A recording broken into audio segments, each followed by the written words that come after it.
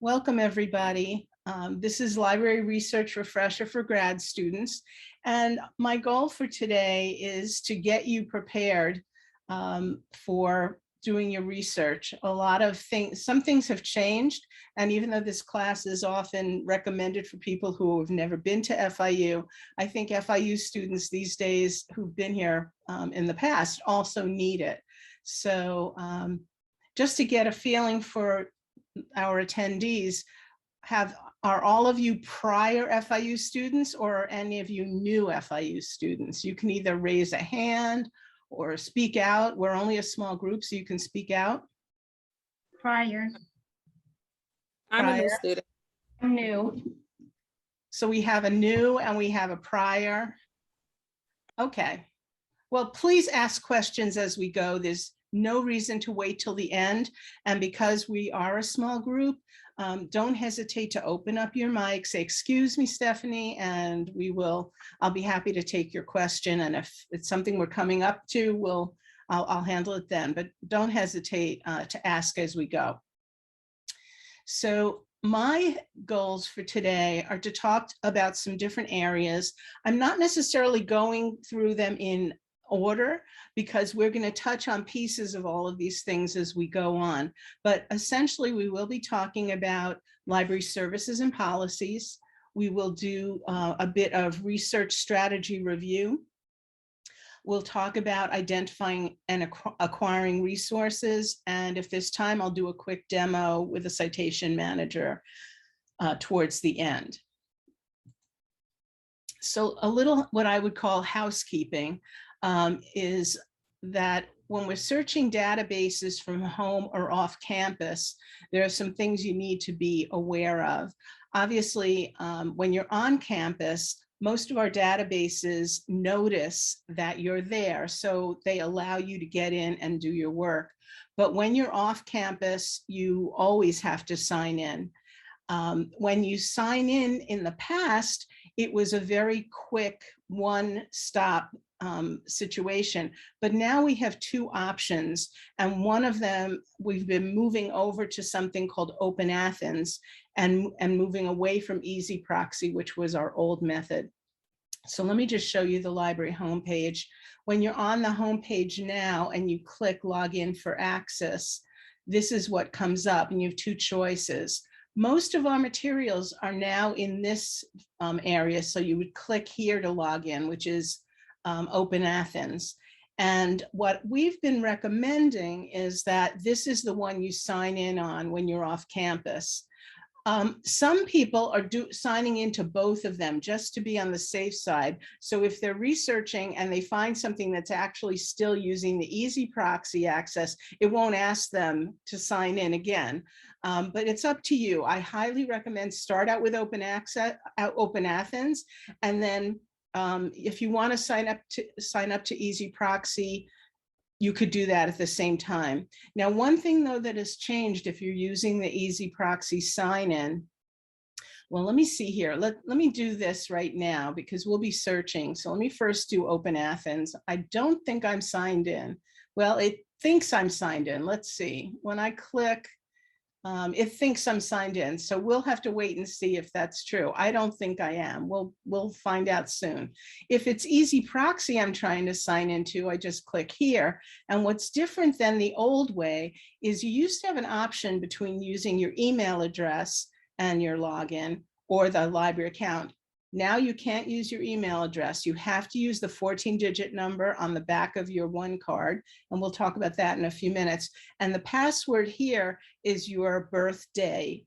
So it's the month and day. So if you were born January 1st, your password would be 0101. Okay, so you figure out your password that way and then log in. So that'll take you right into Easy Proxy. So when we're playing around in a few minutes, we'll see if it notices that I am actually, oh, it's not even letting me go back. That's interesting. Let's go home. There we go. So let's see what happens as we play today, whether it thinks I'm signed in or not. We'll see in a few minutes. One thing that is a little problematic is that this used to change when you were signed in and it would tell you logged in, but it doesn't do that now. So unfortunately, we're in a different situation. So my feeling about these things when they're not working exactly as you want them to, just take a deep breath, try again, and see if you're making any more headway.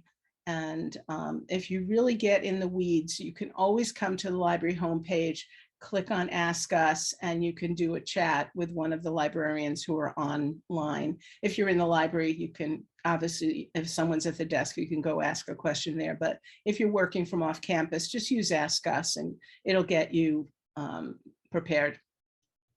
So let's see. So the other thing I want to make sure that you're aware of is whether you have an ILLiad account or not.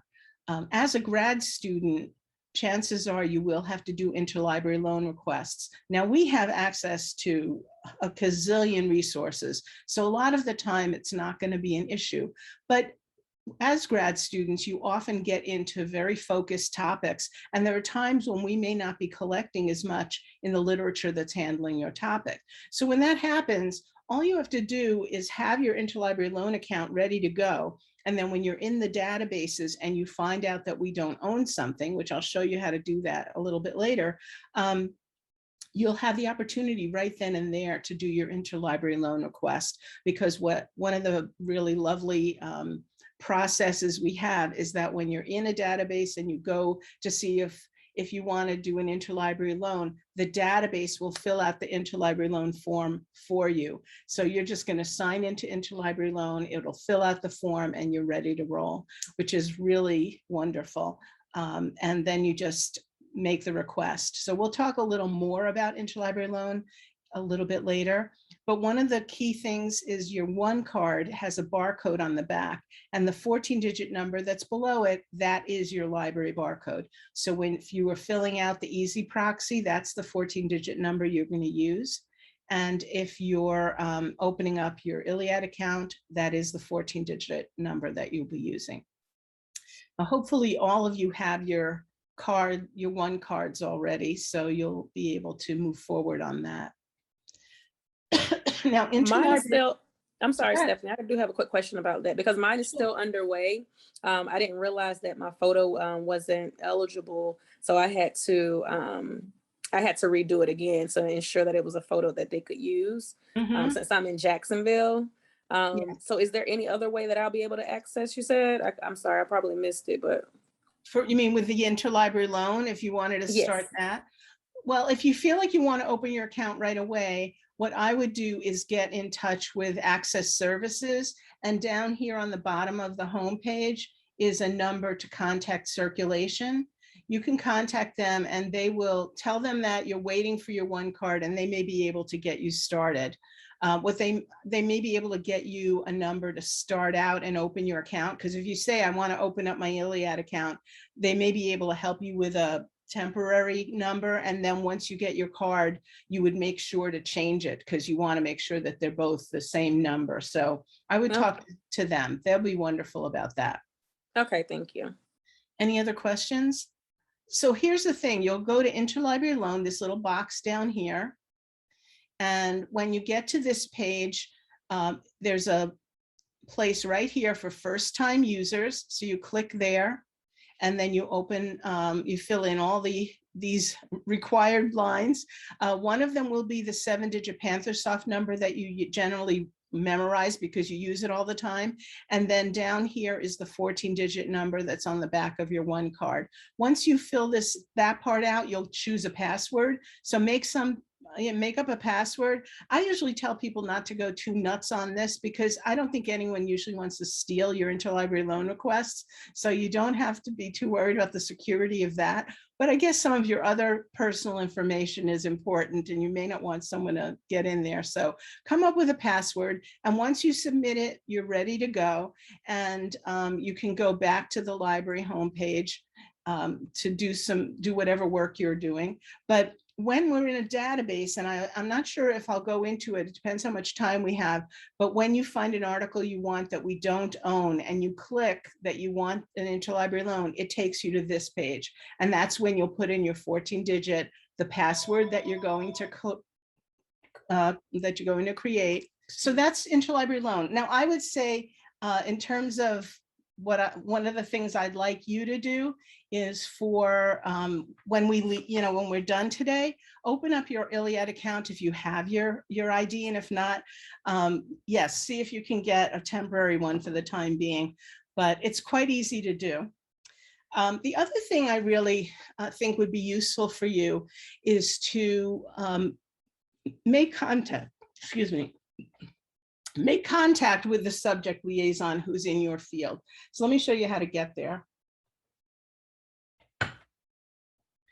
When you're on the library homepage, you just go here to find, and down towards the bottom of this list is the subject librarians. So when you click here, depending on your subject area, you'll find out who is the subject liaison. And while you don't need to get in touch with them immediately, at some point as you're working on your research, these are people who can really help you to do a better search sometimes. They're experienced with the databases in your field, and they would be happy to have a consultation with you. I know I meet with students all the time, and they don't have to be long projects, but if it is a longer project, it's usually a good idea to come in and have a discussion, especially if you're having problems finding what you need. We play around with these databases constantly, so there's a lot that we can, a lot of tips we can give you as you're working on your projects. Now, one thing about, I want to talk about search strategy a little bit, and then I want to go in and sort of do some searching so you can see things happening. The research strategy, it's evolutionary. The reason I said that is because really, when you start with a research strategy, these are the steps that one usually follows. But as you work, you usually find things that work for you.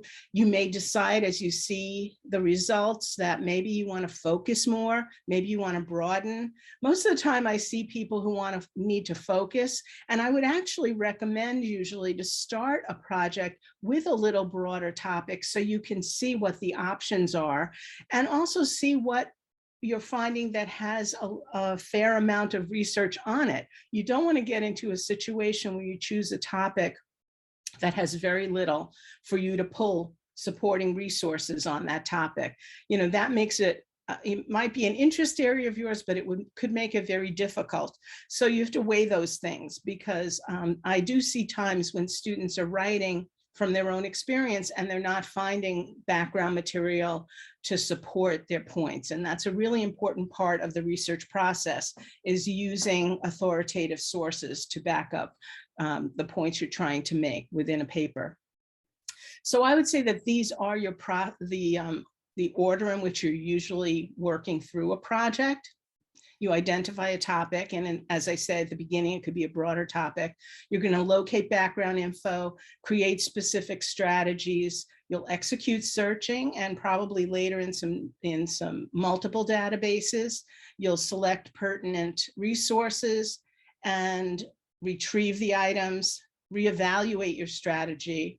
And if you reevaluate it and you're realizing, hey, I want to go this way, you're going to go back to the somewhere near the top and start doing your research again with the new strategy. So that happens quite a lot. And of course, last but not least, in the research piece of the process, you're going to manage those citations. And hopefully I'll be able to show you a little bit about how you can learn how to do that if you're not doing that now.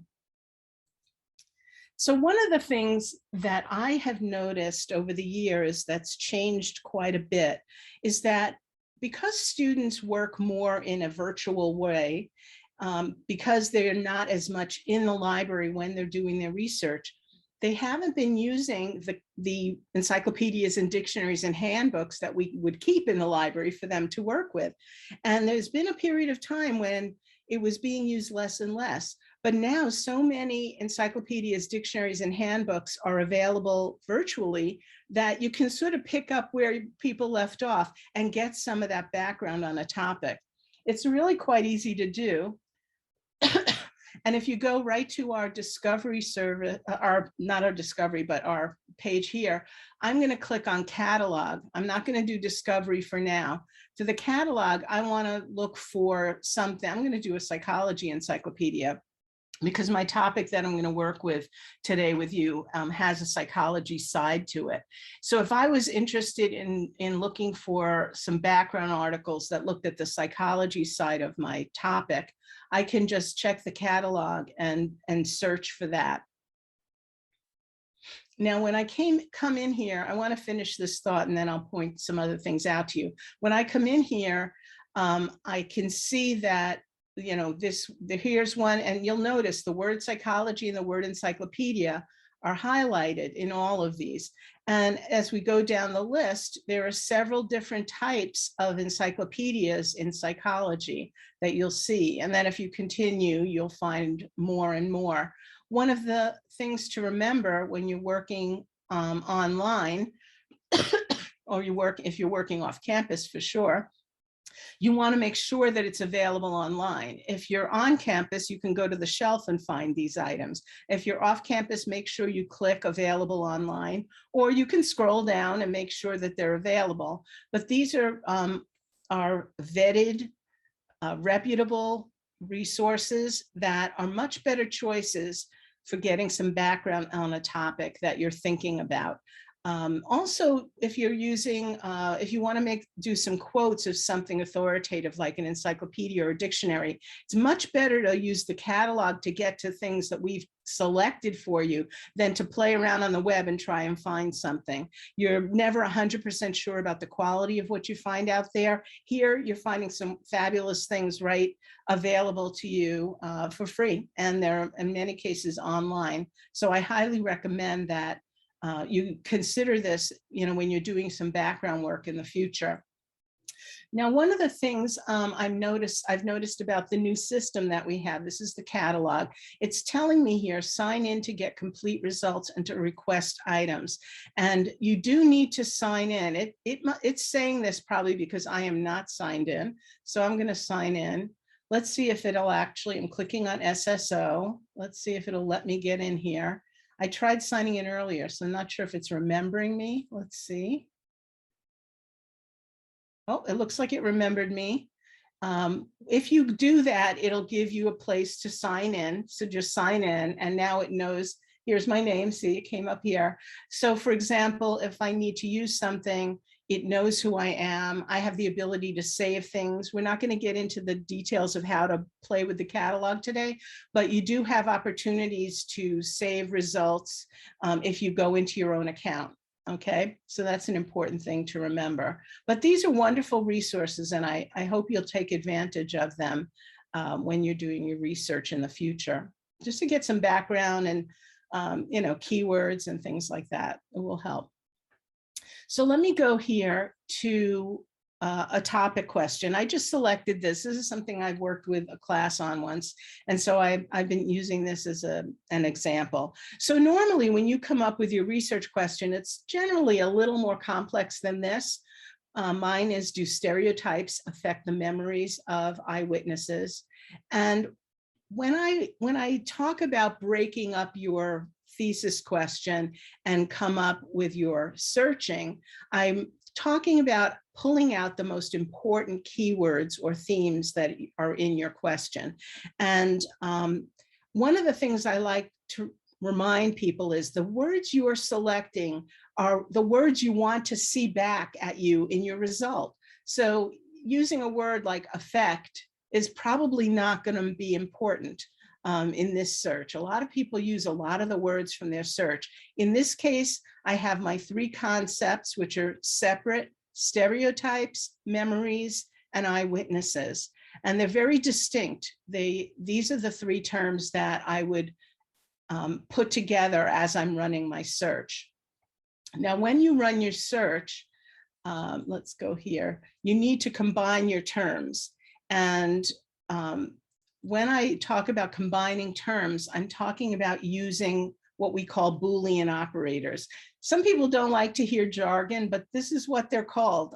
So I'm going to tell you the truth. When we AND terms together, our goal is to put two distinct terms together and find that in our result.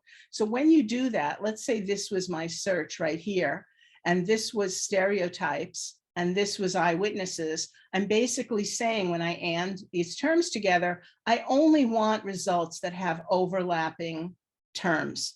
That's what you're saying when you combine two terms. If I combined a third circle here, then I'm asking for this piece right here. So my third circle for my search would be memories. So I'm asking for a more focused result, and all the other things are being thrown away. I'm not going to see any of the items that do not have all three terms in my result. So that's an and is very selective. And is something you must do when you're doing your searching. It's important to get rid of things that have nothing to do with your topic. Or is your opportunity to widen your search. And what's beautiful about or, it's much more laid back and allows you to say a topic in different ways. So for example, if this is stereotypes, another synonym that I might use for stereotypes is bias. So let's say this side now is stereotypes or bias. When I do that with a term, the computer's doing something totally different than and. It's saying, yes, find all the items that have stereotypes, find all the items that have bias, and find all the items that have both of those terms.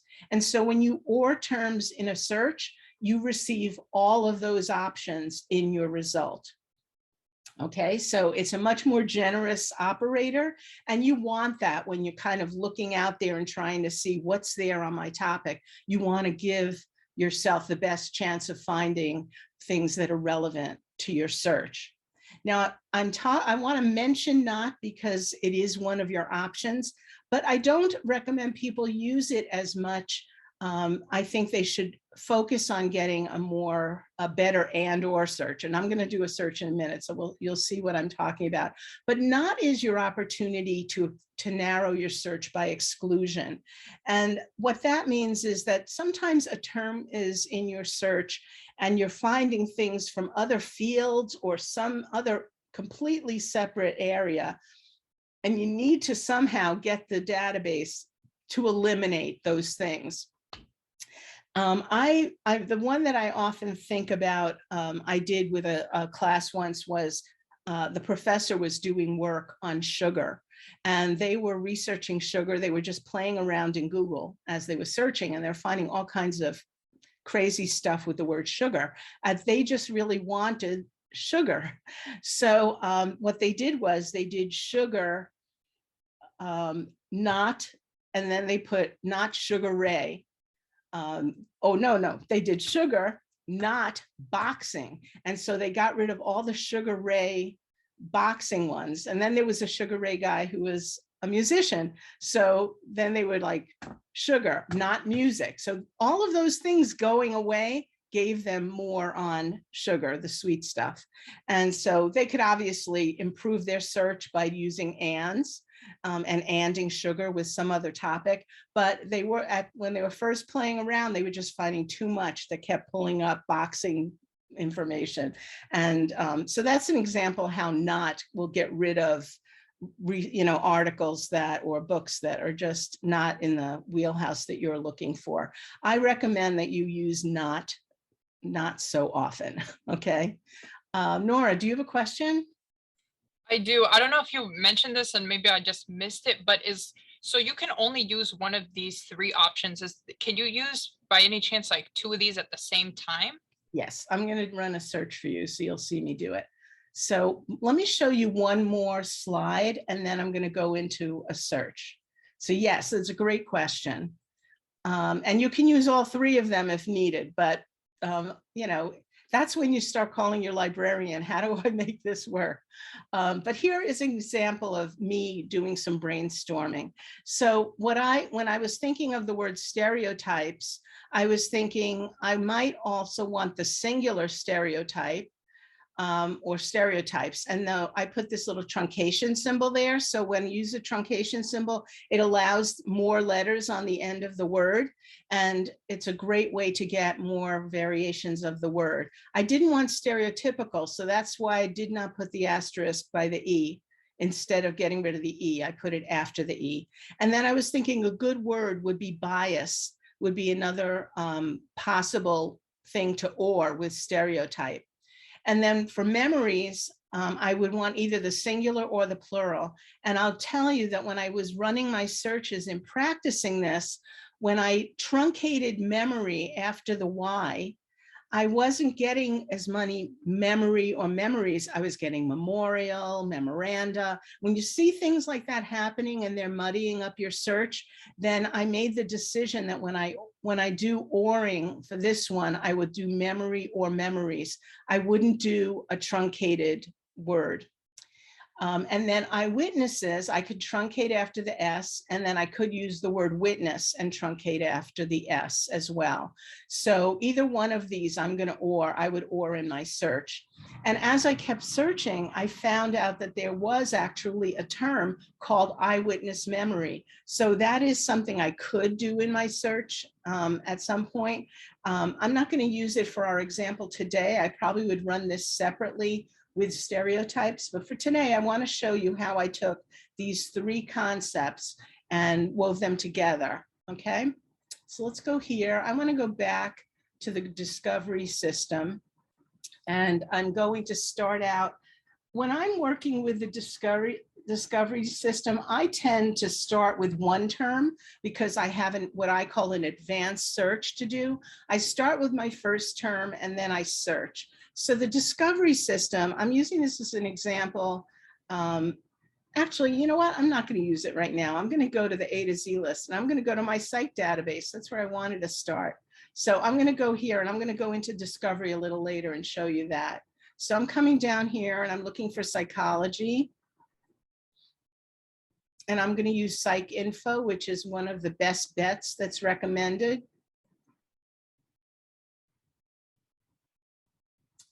And I'll start here. So, hello.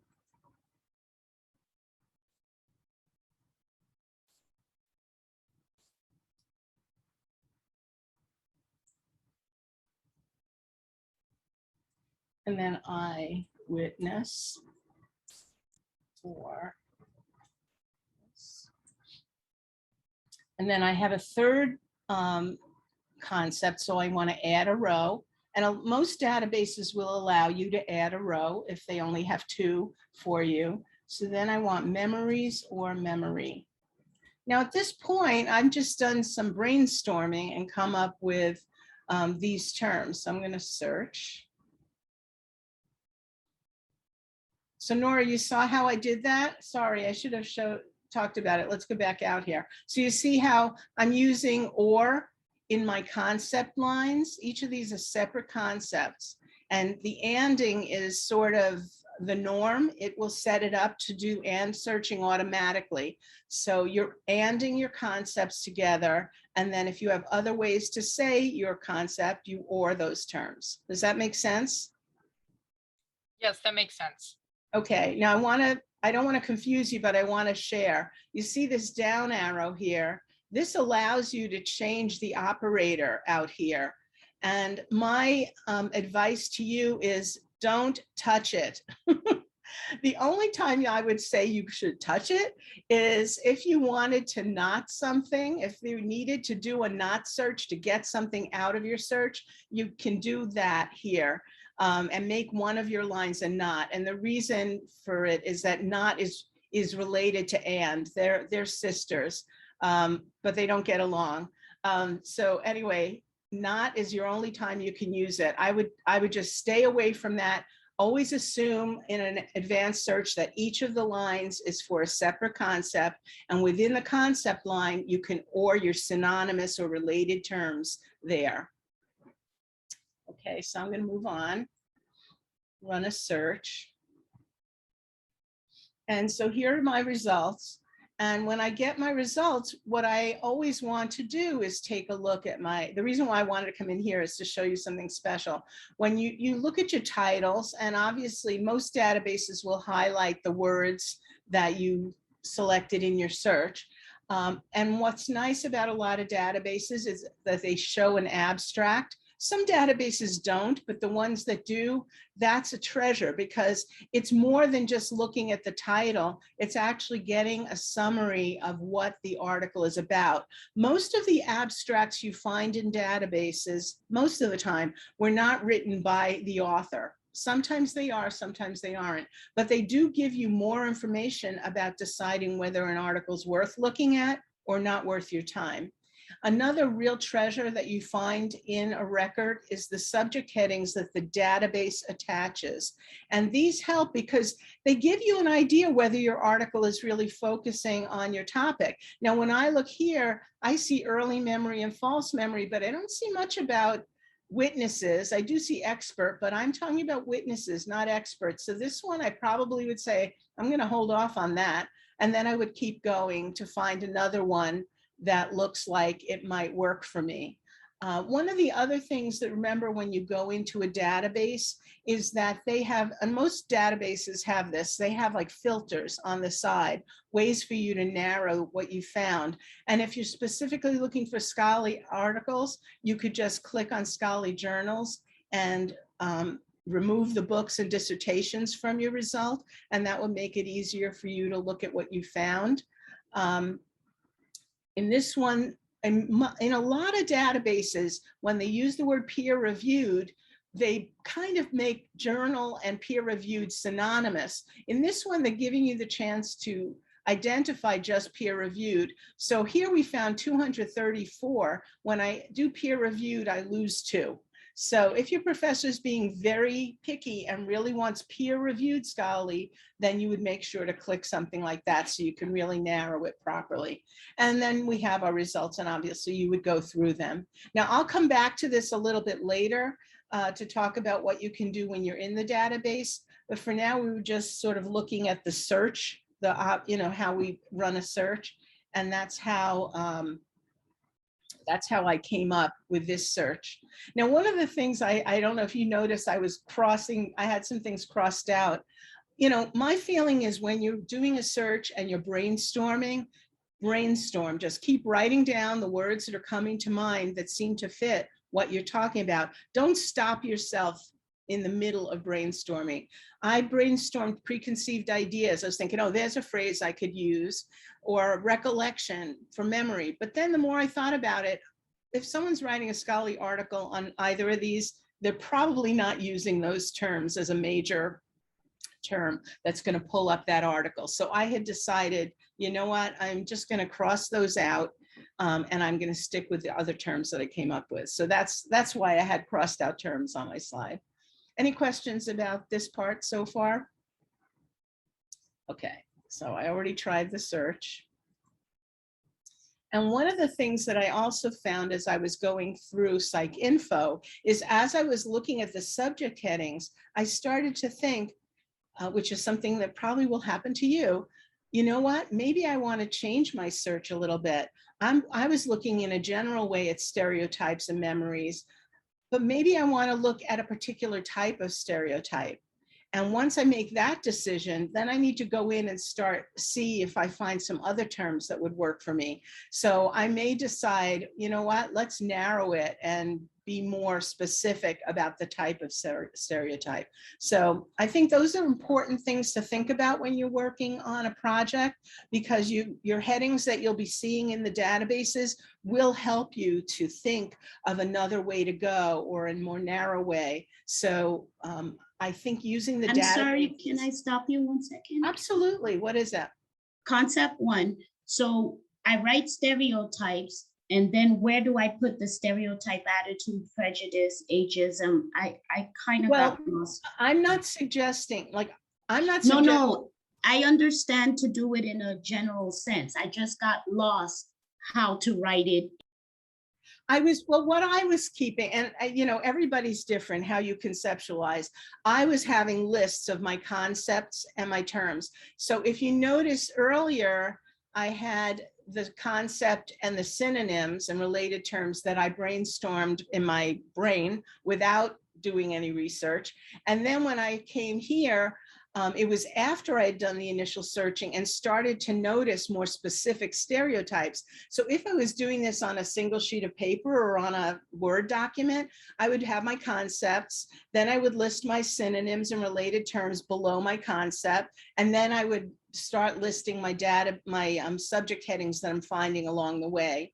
And I do think that when you're working on a research project, it's a good idea to have either a notebook that you're working in where you're keeping track of the words that are coming up for each of your concepts, and keeping track of the strategies that you use, because you may use one strategy in PsycInfo and then you may decide, well, you know what, now that I did that, maybe I should look in a criminal justice database and start looking for doing my search. And you may find quite a lot in there that has more of the criminal justice viewpoint.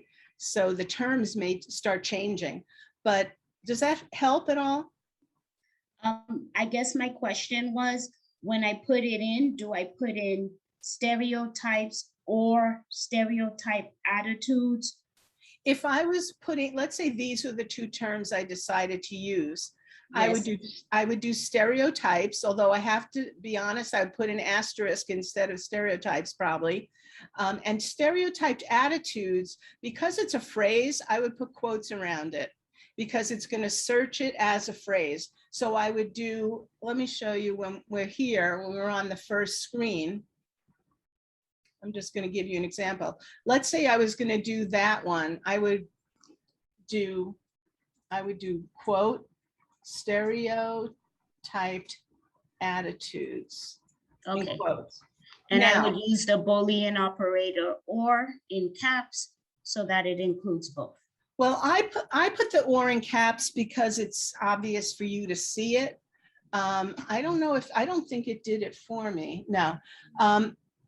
I'll tell you why I do that as a sort of habit, is that if you're in Google, if you want to do an or search, you have to use capitalized OR, and it ORs the words that are next to it. So it's good to get in the habit of making a capital OR so you don't forget, because it won't see it if it's a small OR, but in a database, it will see it if it's small. So don't focus on that. One of the things that I like about searching with subject headings, and I don't want to get into the weeds on that today, but you can actually search on subject headings alone by searching here. So if I wanted to do stereotyped attitudes, I could just search for that alone. But when you do that, you have to search them exactly as they are written. So it's important. You probably would want to work with someone if you want to do the field searching. But this is how you would do it, just like I'm showing you here. Is that clear? Yes, thank you. Yeah, the and happens automatically. It's the or that you have to remember when you're using synonyms or related terms. Any other questions on that? Okay. So when we're looking for resources, I just quickly went into PsycInfo to demonstrate a search, but there are so many different places to look that can be one of the most confusing things about research. When you're looking for items that FIU owns, like our books, our videos, you go to the catalog.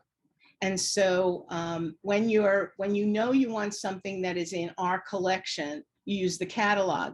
One of the reasons people sometimes get confused is that our catalog does include the names of journals, but it doesn't include the articles. And that's why we don't send you to the catalog to find articles in journals. You can find books, videos, government documents that we own, all kinds of resources that we own. And they could be virtual as well as in-house. That's what the catalog is for. When you're trying to find out, is there something out there on this topic and you're looking for articles, then we start moving into other kind of database. But the library catalogs are items that are owned by individual libraries. Now, when you run a search in our catalog, if you don't find something that fits your need, you can also go to a database that is a big catalog called WorldCat. And WorldCat is a database of 70,000 plus libraries worldwide. And so when you go into WorldCat, if you run a search, if we own something, there'll be a little note next to it that will say FIU. So you'll know, oh, I could find that, or I may already have found it in our catalog. You're looking for the items in WorldCat that we don't own. And when you find things in WorldCat, what's really nice is that you often can order them through interlibrary loan, unless they're in a national library like the Library of Congress, which usually the national libraries don't lend. But if they're in, 75,000 of those libraries, or I should say 65,000 of those libraries, you'll be able to put in a request. And we do borrow worldwide, and we lend worldwide. So it's always worth giving it a try if there's something you want. So right from the WorldCat record, you have the opportunity to order something through interlibrary loan. So that's a great resource. If you decide you want to give WorldCat a try, let's see, let's go up here.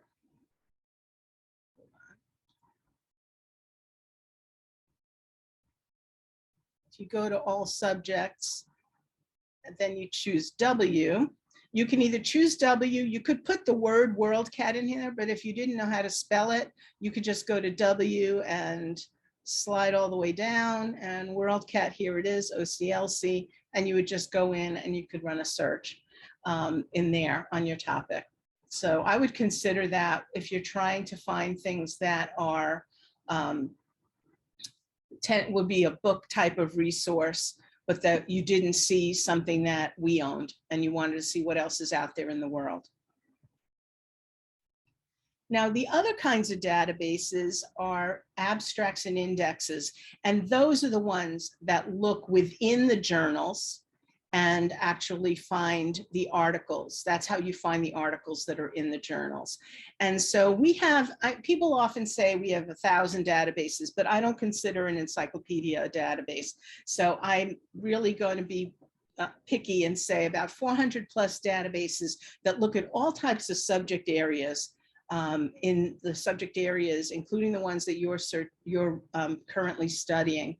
And so there'll be some major databases usually for most of the fields that are studied at FIU.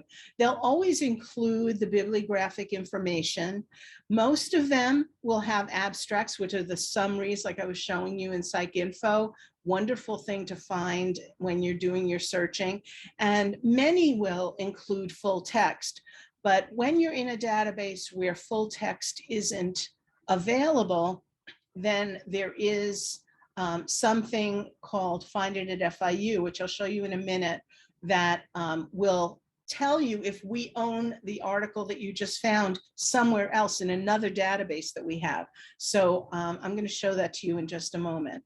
Let me just talk a little bit about what you could find and how to find it. For example, you have a couple of options when you're on the library homepage. You could go to find A to Z, which I was just at a few minutes ago, and you could use Research Start. Either of these links will take you to subject resources. The A to Z list had the slide down. Here you can go to subject resources, choose your topic. Let's say if I go to psychology here, what looks different? So when I come here, I find the guides listed first in psychology. The liaisons for psychology are here on the left, so you could always find them. You click databases, you get a similar list, and here are the best bets like I found in the A to Z list. So there are a couple of ways for you to look at the recommended resources that the liaisons have identified for each of the subject areas. So A to Z was just a little bit different. And we found, we used the subject list here to find the breakdown for psychology. Okay, so it was a similar type thing, but both of them take you to what you need to find depending on the subject area. And then what I would say is when you're working on a research project, always ask yourself what other disciplines might be concerned with my topic. As I was talking about mine, criminal justice is another area that I could search if I wanted to find out about about stereotypes with witnesses. So, and memory. So that's one of the things that I would have considered. Now, in terms of trying discovery, the discovery system that we have is quite helpful. I think it can be helpful more at the beginning sometimes than later, but I could run my search here.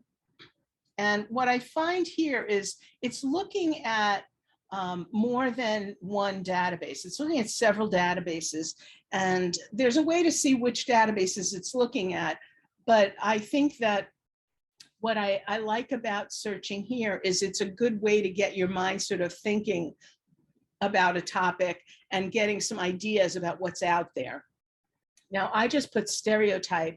I want to go to the advanced search screen because I have a much more complex topic than that. And so I want to make sure that I put in my terms. So here I want to put in eyewitness, whoops.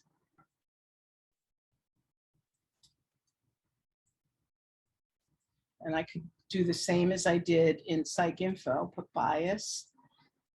And now I want to add a line, and I want to put in, whoops.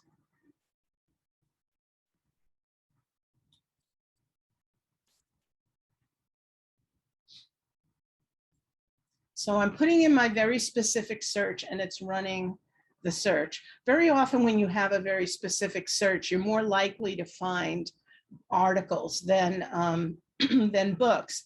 But let's see, if I look here in resource type, I can see I found 855 articles. There's some chapters of books listed and 9 books. So depending what you really want to look at, you could pick through. You could choose one of them, and it will only put up the articles, or only put up the resource that that you want. But this again gives you a look at some other areas, not just psychology, that might be writing about your topic. And so it's not at all a bad place to go. I would say maybe at the beginning of a paper, you might want to play around here and see what you're finding. And then, of course, there are multiple pages of the rest of the results in here. Any questions?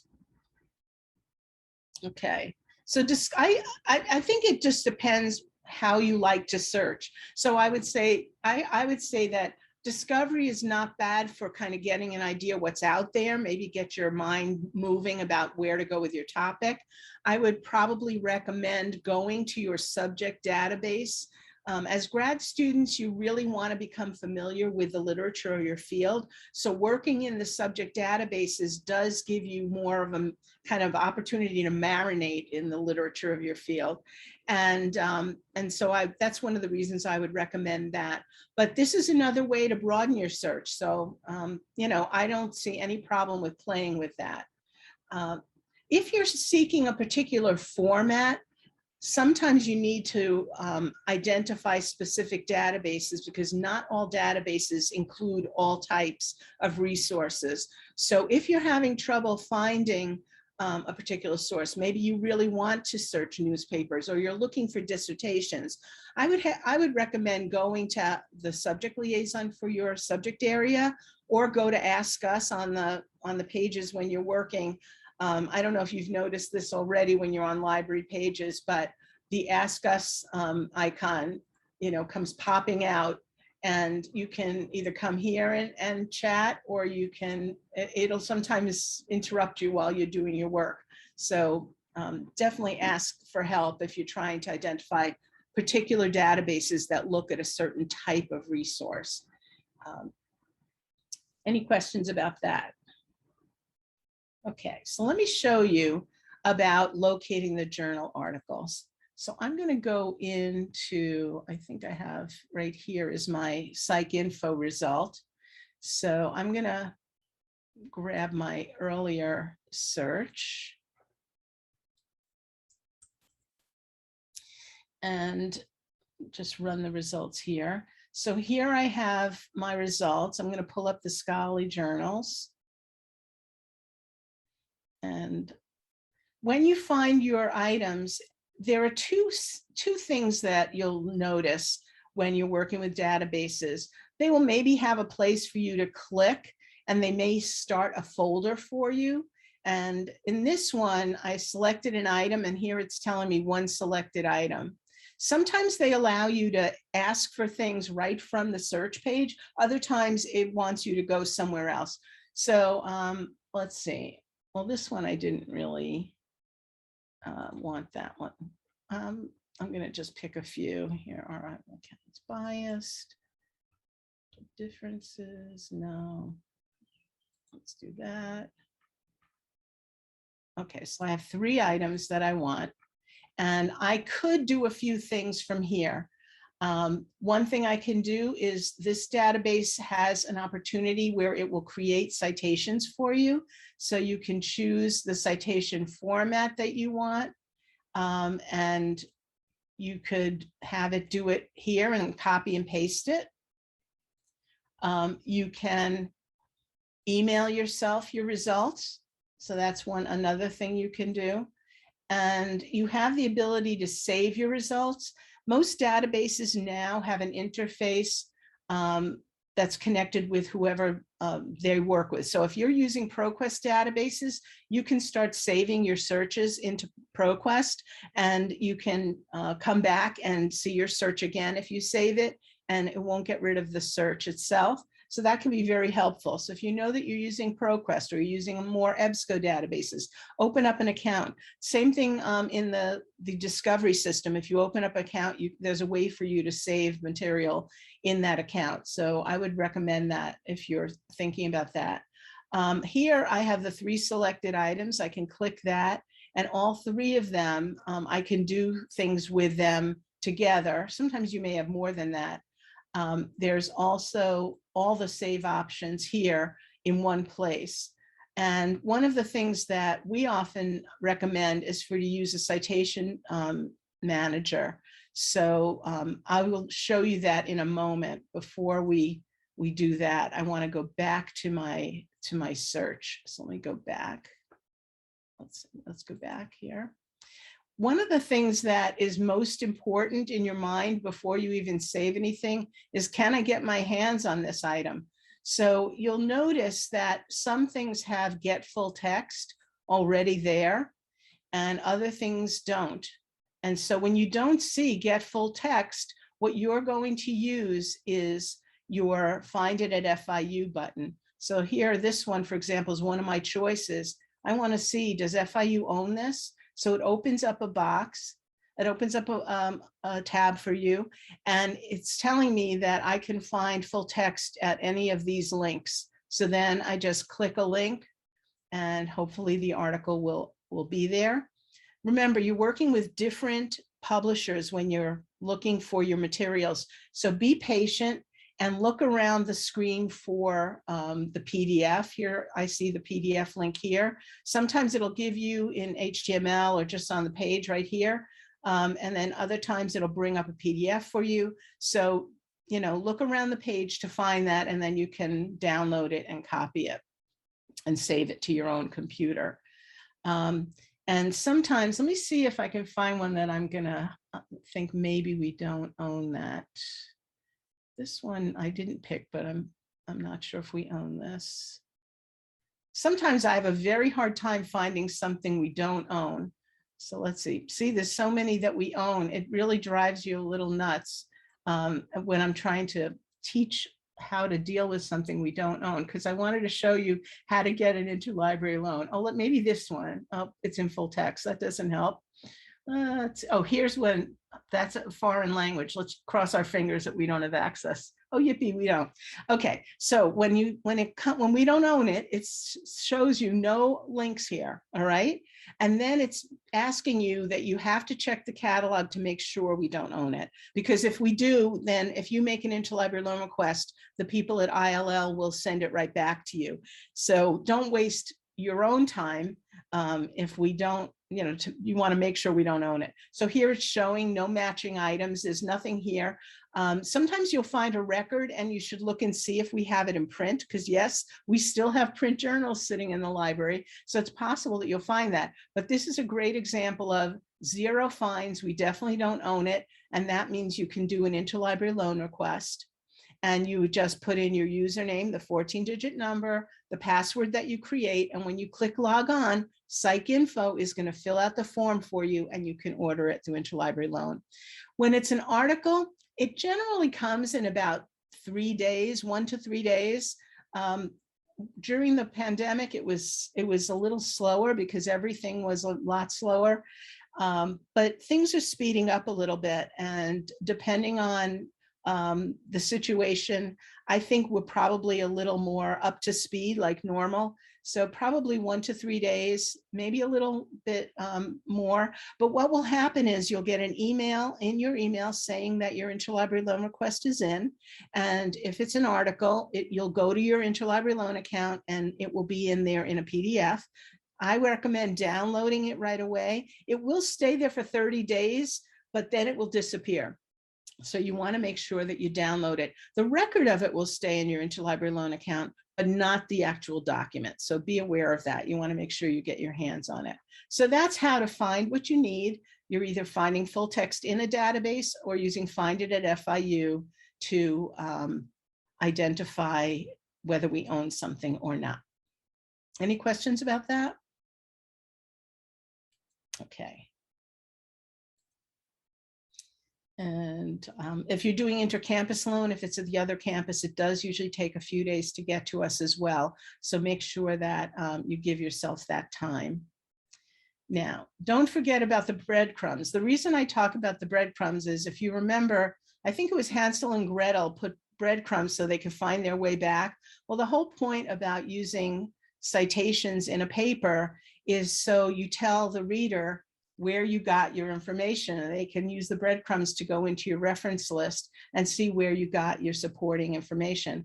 So one of the things that is really lovely about our databases is they provide a way for you to save your citations. Now, a lot of people just send it to email, and I think that's the fastest way. And sometimes I'll just send it to email.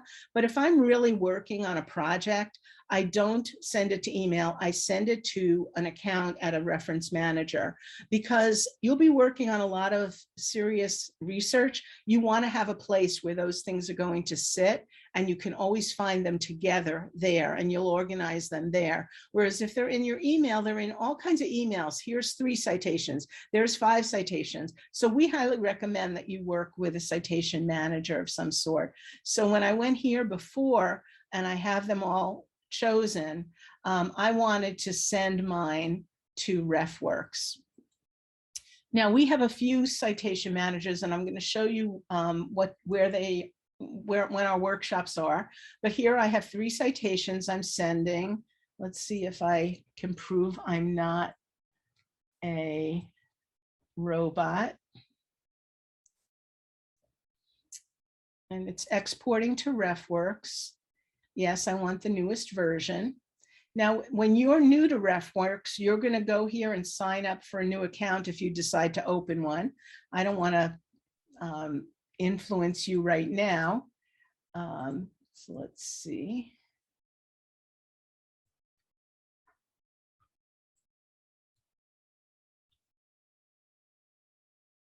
So now it took me into it, and there are different things to do on this page. I don't want to get into that with you right now. I'm just going to import them, and it's going to import the 3 items.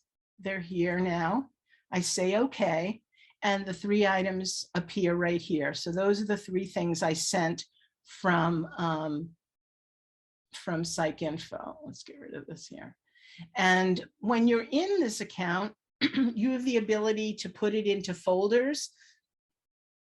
And usually you have a bunch of folders. If you don't have something on your topic, you can create one.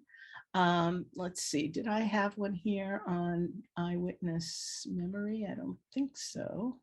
So if I didn't have one, I can click and identify the few that I want, and then I can assign them to a folder if I have one, or create a new folder.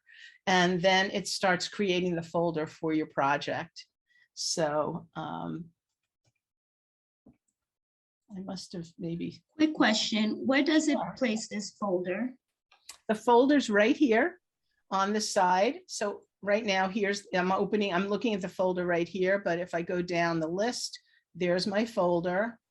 and we're looking at it. These will Excellent. also stay for I think it's for 30 days. If I go to last imported, they stay there. Now, what happens is people who aren't very organized might not put them in folders, so they end up in a not in folder folder after a while. So if you're one of those people, you've got to go in there and get them into your folders so you'll have what you actually sent. And we do classes on, this is RefWorks. This is one of the citation managers. We have a Cite Your Sources Automagically workshop next Tuesday, same time as this. And where we talk about the three citation managers, RefWorks, EndNote, and Zotero. We talk about them briefly. It's not a teaching. We're not going to teach you how to use them. We're going to sort of demonstrate what's in each of them and what makes one a little different than another. The actual workshops are coming up in October, and so you see the dates there, and you can sign up for those. And then in November, we have 2 open Q&A sessions. So if you're working with one or you're not sure what's going on, you can come in there and ask questions. We're gonna take questions, and if we have multiple people with multiple ones, we'll open up different rooms and bring people in there. So that'll be a less formal workshop. It'll be an opportunity to just ask lots of questions if you're having any issues with it. You can sign up for this. I don't know if some of you may have signed up already for some of these, but you can sign up on the grad studies page, and we'd love to see you there. So this is the end of the formal presentation for today. I guess the big advice I would say is when you're doing a research project, get to the point where you focus your topic. Don't wait till the last minute. You really want to give yourself enough time and meet your subject librarian along the way. I think it would be very helpful for you to have somebody who can guide you, and to have that relationship with someone you can go to when you're having little glitches along the way or just need a little assistance.